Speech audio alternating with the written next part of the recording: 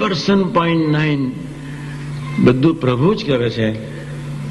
0.1% 0.1% અથવા 1%.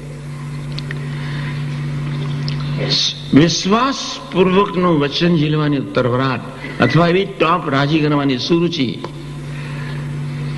આપણે આટલું જ કરવાનું છે. બાકીનું બધું જ એ આપણે તો શું હેસિયત. આ એક પાકો રજ છે.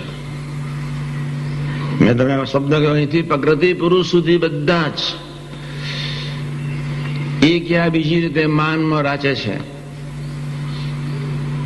બીજી વાત, કોઈ દિવસ ક્યારેય પોતાના સમ્યક દોષનું દર્શન કૃપા સિવાય ક્યારેય થતું નથી. જ્યારે વ્યક્તિ પ્રસંગે પોતાના દોષનું દર્શન કરી શકતી હોય તો માનજો કે અક્ષર બ્રહ્મનું લક્ષણ છે.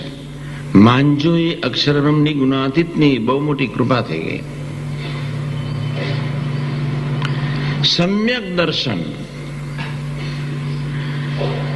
જેમ જેમ પોતાના દોષનું દર્શન થતું જાય તેમ તેમ બહુ પ્રેમથી માનવાનું, બહુ મોટી કૃપા વરસી રહી છે. સ્વતંત્ર બને મારા ગુણનું, મારા દોષનું દર્શન હું કરી શકું, શક્ય જ નથી. બુદ્ધિયોગ જોઈએ ને જોઈએ જ. આપણી ઉપર કૃપા છે જેના ફળ સ્વરૂપે આપણે એક સમ્યક દર્શન તરફ દોડી રહ્યા છીએ. કેટલાય તો ખૂબ સ્પીડથી દોડી રહ્યા છે પોતાના સમ્યક દોષના દર્શન તરફ. પણ એ કૃપા છે. અને એ અક્ષર બ્રહ્મનું શરીર બંધાય છે. ખ્યાલ રાખજો. દોષ દેખાશે એટલે નીકળશે, નહીં દેખાય તો નહીં નીકળે. દોષ દેખાશે તો ડેસ્ટિનેશન ક્લિયર હશે, ડેસ્ટિનેશન ક્લિયર હશે તો દોષ દેખાશે.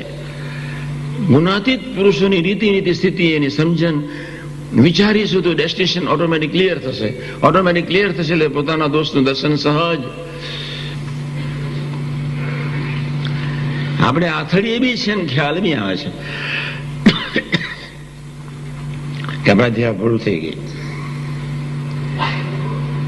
સ્વદોષનું દર્શન કર્યા પછી ભજન સ્વાધ્યાય કરી લઈએ રજસ એ અક્ષર બ્રહ્મનું દેહ બંધાય જ. આપણે આ સાધના કરવી છે. ગોંડલ ત્રીજે દિવસે રાત્રે અમે પહોંચ્યા. રાત્રિના 11:30 વાગ્યાનો સુમાર હતો. સ્વામીજીએ બધા યુવકોને પોતાની રૂમમાં બોલાવ્યા. બાલમુકુંદ સ્વામી ગોંડલના મહંતને બોલાવીને કહ્યું કે જે ચેષ્ટા બોલ્યા છો કે ના, ચાલો બોલીએ. પછી બહાર જઈને સ્વામીજી બહાર ગયા. પછી ચેષ્ટા બોલીને પછી સ્વામી કહે ચાલો બધા યુવકો અંદર. પછી પોતાની રૂમમાં બેસાડ્યા. એ સ્વામીજી થોડું પાણી પીને પછી આરામની તૈયારીમાં હતા. સ્વામી કહે લઘુ કરી આવીએ. તો સ્વામીજી હસતા હસતા એટલું જ કે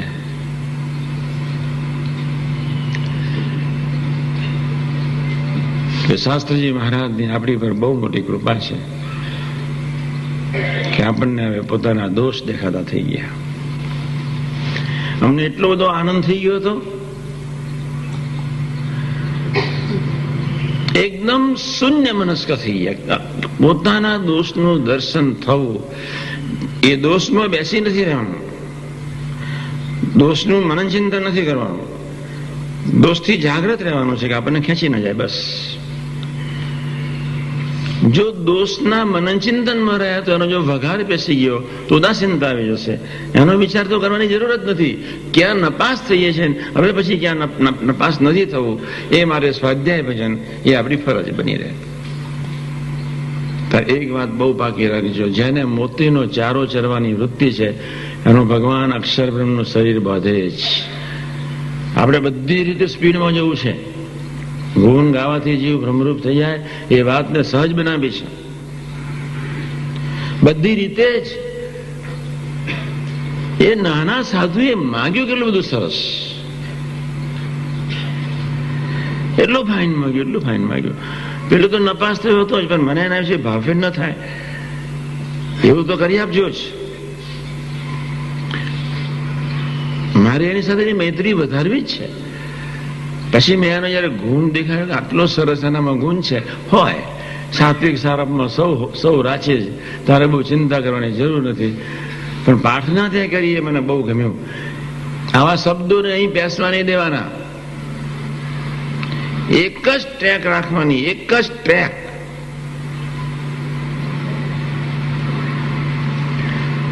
મોતીનો ચારો જ ચરવાનો. ચોથી વાત સરસ કહી દઉં.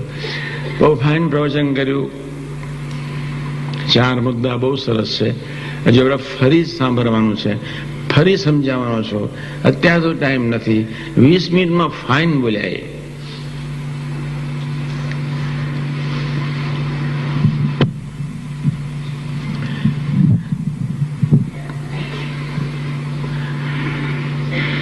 ગઈકાલે કાંતિકાકાના આપણે ગુનાનો વાત ગાયા. કાંતિકાકાએ કોઈ સાધન ન કર્યું, કોઈ સાધન ન કર્યું. 2 સાધન કર્યા.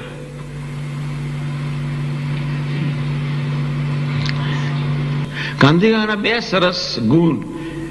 શાસ્ત્રીજી મહારાજે કહ્યું,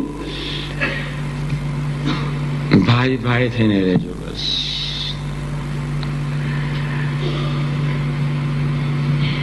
આખી જિંદગી એ સંકલ્પને પકડી રાખ્યો. બસ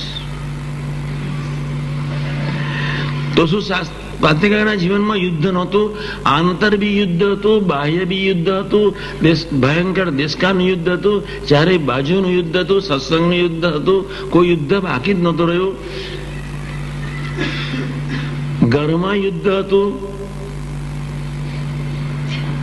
બધા જ પ્રકારના યુદ્ધમાં રહેવા છતાં 2 વસ્તુ અમને ન છોડી. એક શાસ્ત્રીજી મહારાજનું વચન, ભાઈ ભાઈ, અને બીજું સૌની સેવા. તારદેવની ધરતી ઉપર તો ભક્તોની સેવા ભગવત ભાવથી એ સંસ્કારો નાખતા જ રહ્યા. 5 વર્ષ સુધી આ ઉપર જ ગોષ્ઠી.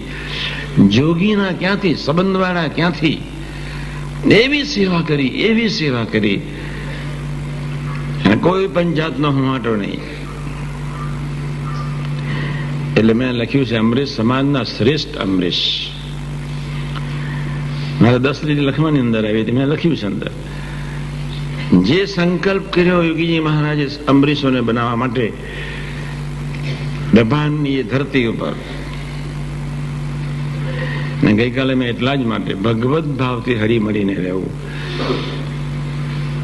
ગમે તેવી વિપરીત પરિસ્થિતિમાંથી આ શબ્દને આપણે હલનચલન ન થવા દઈએ.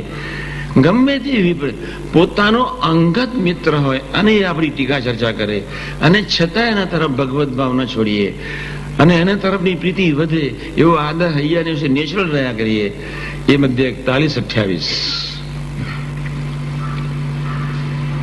ત્યાં ભગવાનની સેવા, ભક્તોની સેવા ભગવત ભાવથી.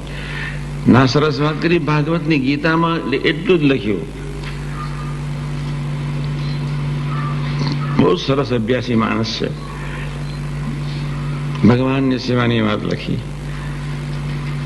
ઠીક છે. શું હરિભાઈએ કહ્યું, ભાગવતમાં આમ લખ્યું, ભક્તનો ભક્ત થઈને ભક્તની સેવા કરે. બહુ ફાઇન વાક્ય. ભાગવતમાંથી શોધી કાઢ્યું એમને. આવા ભાવથી સેવા કરનારનું આ તો કેટલું સહેલું છે. પણ છેલ્લાના 7 ને 11 દેહને દેહના સગા સંબંધી કરતા વિશેષ પ્રીતિ રાખવાની વાત થઈ ગઈ. વિશેષ. અને એવા ભક્તોની, એવા સંબંધવાળાની, અલ્પ સંબંધવાળાની ભગવત ભાવથી સેવા થયા જ કરે. કાંતિકાને ના નડ્યો દોષ, ના નડી પ્રકૃતિ, ના નડ્યો સ્વભાવ. મસ્તી ગઈ નહીં, આનંદ ગયો નહીં, ઉમંગ ગયો નહીં. જય સ્વામિનારાયણ. સાધન કર્યું નહીં, સાધન દેખાયું નહીં. શું કર્યું? કશું જણાવવા ના દીધું. અને જય સ્વામિનારાયણ હૃદય બદલાઈ નાખ્યું. હૃદય બદલાઈ ગયું. આપણે તો નહીં જેવા સામાન્ય પ્રસંગે જય સ્વામી વિચારમાં પડી છે. એને પ્રસંગોના હિમાલયો પડ્યા. હિમાલયો. એક વાત પછી કરીશ, આજે નહીં કરું. હિમાલય, પ્રસંગોના હિમાલય.